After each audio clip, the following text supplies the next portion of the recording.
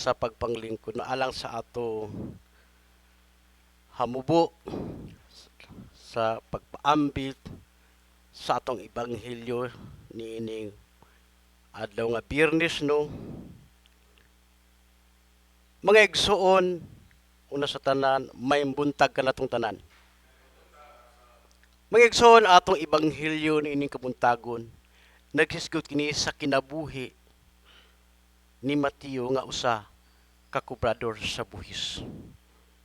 Atong hinumduman si Mateo nga naglingkod sa iyang opisina sa dihang gitawag or giingnan siya sa Ginoong Hesukristo sunod kanako. Base sa atong ebanghelyo wala maglangan si Mateo sa pagsunod sa Ginoo o mitindog dayon mga igsuon. Atong hinumduman nga ang iyang kinabuhi gikasilagan sa mga Parisiyo. Tungod kay usa siya ka tax collector, kubrador sa buhis, daghan siya dili maayo ang iyang kinabuhi. Muna nga gi-despise siya sa mga labi na gid sa mga Parisiyo. Atong hinumduman nga tungod sa pagsunod ni Mateo sa iyang pagtindog, dili lang kutob siya nga nisunod kundi naghatag pagid siya og nga misunod siya og nagpakaon pagayod siya sa atong Ginoong Kristo uban sa iyang mga disipulo ug sa mga kauban ni Mateo ang mga kubrador sa buhis ug sa mga makasala sa ilang pagpangaon diya sa lamisa. Ato makita nga ang mga reaksyon dayon sa mga Parisiyo.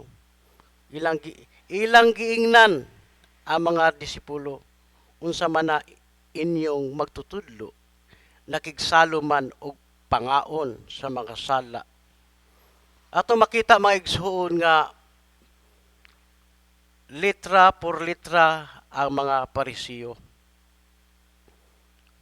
Ang ilang kaning mga tawhana nga usa ka makasasala dili angay diya sa gingharian sa Dios. Ang ilang mausap kita na mga tao nga atong mabati nato, madunggan nato nga ingana ilang kinabuhi. Maawat brato ka ang kinabuhi sa atong Hesukristo nga ato na to sa iyang opisina nga dali sunod ko or pahinay-hinay ta magpalayo nila na ang kabubuton sa Ginoo nga paunsa nato kining mga tawhana o bisan kita ma-reach out kining mga tawhana dili nato sila nga mapasagdan o mapahilayo diha sa tiilan sa atong makagahom nga Dios. Ato ba silang na-reach out pinaagi sa mga pag-ampo no nga sila mabalik diha sa tiilan sa bakan sa atong makagahom nga Dios. Sa gingong giingnan nila ang mga disipulo unsa man inyo magtutudlo nagigsalo man og pangaon sa mga makasasala. Usay dili ta layo pareha ta sa mga Parisiyo. Usahay nga ang ato lang garbo usahay ang patigbabaw. Wala nato ang kaluoy.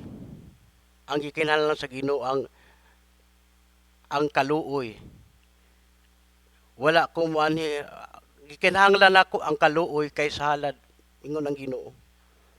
Sa katapusan kanayon na natong hinumduman og hunaw-naon. Dili nato buhat ang paghusga sa atong isikitaw. Wala tay katungod hinuon mo nang gingon nga ang Dios lagay mukuan pero ang atong kaluoy mogay mupatigbabaw.